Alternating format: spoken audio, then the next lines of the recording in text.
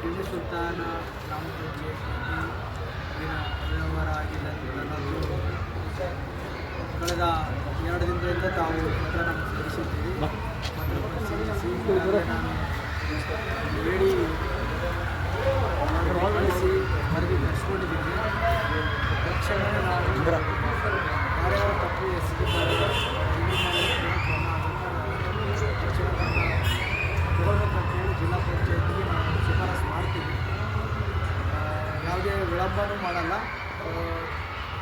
ಯಾರ್ಯಾರು ತಪ್ಪು ಎಸಗಿದ್ದಾರೋ ಅವರೆಲ್ಲರ ಮೇಲೂ ಕೂಡ ಕ್ರಮ. ಅದರಲ್ಲಿ ಏನು ಸಂದೇಹ ಪಡೋದು. ದಯವಿಟ್ಟು ನಮ್ಮ ಕೆಲಸಕ್ಕೂ ಕೂಡ ಸ್ವಲ್ಪ ಸಹಕಾರ ನೀಡಿ ನಮಗೆ ಕಾಲಾವಕಾಶ ಕೊಡಿ. ಇವತ್ತೇ ನಾನು ಕಳಿಸ್ತೀನಿ.